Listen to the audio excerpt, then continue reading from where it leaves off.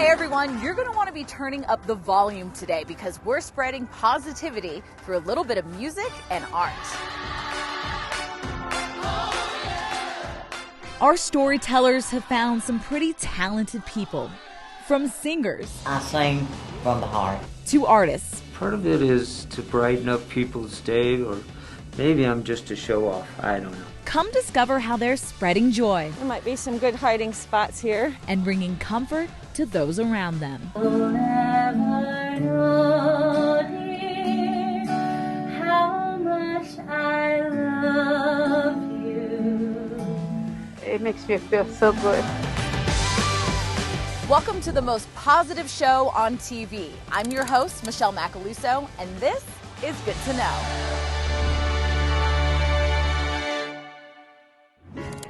Here comes the sun.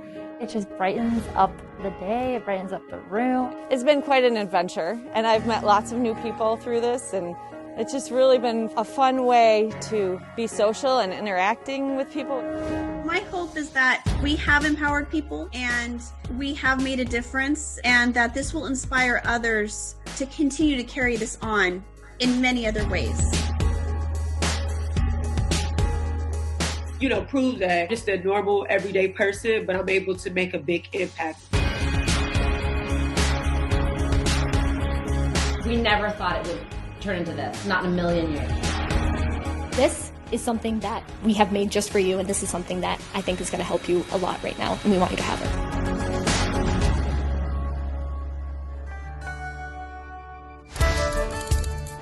We begin today with a singer and songwriter in Arizona who's using music to show a little gratitude to his fellow nurses. 14 hours standing on my feet, singing the story of a day in the life of a COVID nurse, trying to save her life. Local nurse and military veteran Joshua Strickland has seen combat overseas and at home. It was like walking into the lion's den. Nobody knew what was going on. In 2014, Strickland was deployed to Kandahar City in Afghanistan as a gunner, driver, and dismounted patrolman in the U.S. Army. As a gunner, he would scan areas for enemies, and as a driver, Strickland would scan for mines in the ground. Just rolling over, going to bed when rockets are starting to go off because you're getting rocketed all the dang time. He wrote the song Kandahar about a fellow soldier who lost his battle to PTSD. There was not too many folks that I would follow into battle before him. 100 boys headed to war. Last March, he stepped on the battlefield again, leaving his family in Arizona for a travel assignment as a rapid response travel nurse in New Jersey. They were working hard up there because that was their people, that was their community, this was their families. Here we were, coming in to try to help, and it was when you say throw to the wolves, he was thrown to the wolves. That woman cries for air.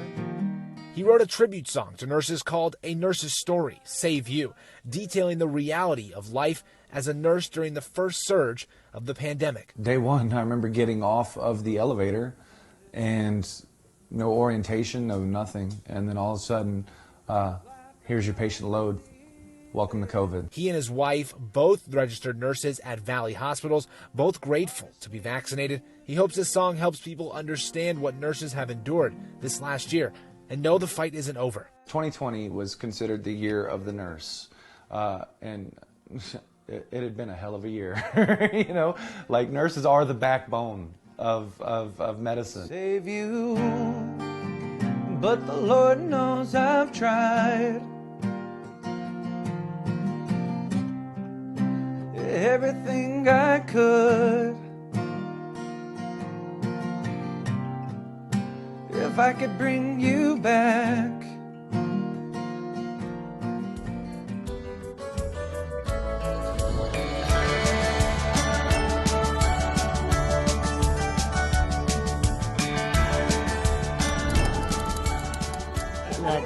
Love you too, darling. After calling this place home for the last 4 weeks, Joanne Lee didn't really know how to say goodbye. We're gonna miss you. I'm gonna miss you too, darling. But who needs to say anything? I wanna call my daughter. When you can sing like this. On a hill in Brooklyn Hollow. It is her day, it is her talent. This is Joanne's curtain call before heading home. One last performance behind that glass door that has doubled as her stage since early January. Joanne's niece says this is a far cry from when they dropped her off following extensive back surgery. She's bored. She wanted to come home and could not come home. And so she said, bring in my guitar. And she's been strumming and serenading Loretta Lynn songs ever since. Which is remarkable, considering her back isn't the only thing that's getting harder to manage. She's been diagnosed with dementia. It has gotten a little bit worse. They've actually took her license this past November. But two things seem to remain strong in Joanne's mind: music. I sing from the heart. And the love shared between her and Lois. She's very important to me. Very. Technically her niece, but treated like her own child. That she wanted to share Lois with me because I didn't have any kids. And that's the way it's been all these years. And I thank God for it. She thanks God for her new family here at Knollwood Manor, too. So much so, the staff here says she's welcome back at any time for an encore. Okay. I'm ready to go home.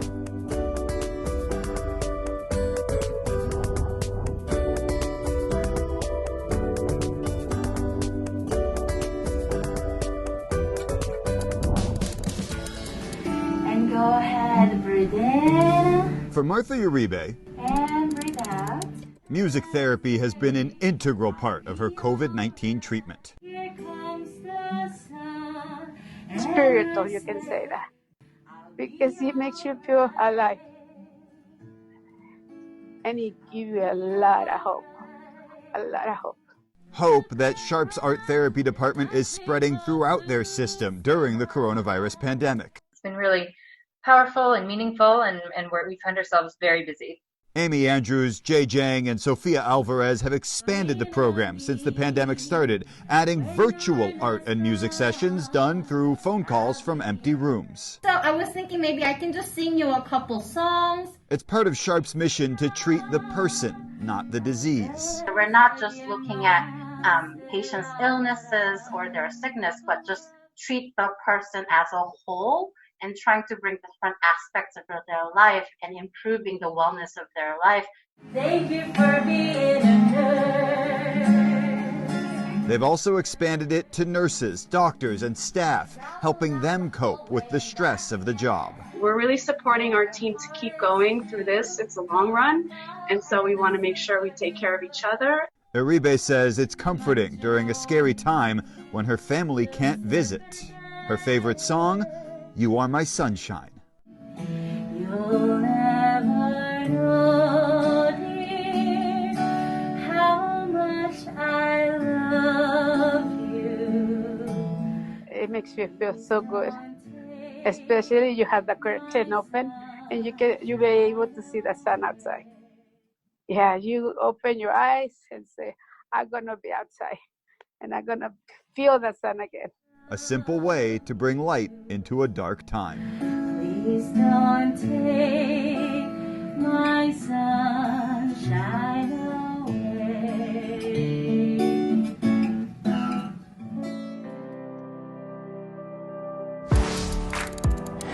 An artist in Michigan has found a way to spread joy by hiding little bits of happiness in the forest. There might be some good hiding spots here. Wandering the trails of Grand Haven's Duncan Woods Friday morning is artist Maggie Banstra. This might be a good one. And, of course, her dog Nelson, always by her side. Nelson, where should we hide it today? They're looking for a spot to hide a small forest gnome she made in her home studio. Here we go. Let's see. This particular gnome is named Ellie. And so then I take a shot of him. And she's the most recent in a long line of gnomes to be stashed away by the pair along the trails of Duncan Woods. It's funny how you start to look at the woods in a different way, too. The idea was born in the wake of Maggie finishing up work on her master's in fine art and painting thesis. I finished my thesis and I decided On Sunday, I needed to get up and go for a walk, and I had these little gnomes, and I thought maybe it'll be fun to play a game with people. And so, back in November, she posted the first of what would become daily clues. I thought maybe people would, there wouldn't be people looking. But that was definitely not the case. People quickly got on board with the hunt. I found it, and I didn't know what it was. I posted Grand Haven Rex, and I said, what is this? What do I do with it? People like Rhonda Stevenson, who didn't realize at first what they had found, soon made a habit of going out to search for the gnomes. You go out and you look for them, and then you meet everybody else. We're all in the same area, thinking that it's this tree, whereas it could be way on the other side of Duncan Woods. Everybody's out here. Within minutes of her posting, you got 10 cars out here looking. Started as just a way to make going out for a walk a bit more enjoyable. That would have been a good spot. Maybe tomorrow. The project has brought together a wide network of people sharing their finds with Maggie and each other online. It's been quite an adventure, and I've met lots of new people through this, and it's just really been a fun way to be social and interacting with people without being close to anyone. Documenting the entire process in an online journal and on social media, Maggie plans to hide 365 of the miniature statues before she stops. I just thought about taking one action every day, and that's why I'm documenting what happens when you take this one simple action of sharing a little luck every day.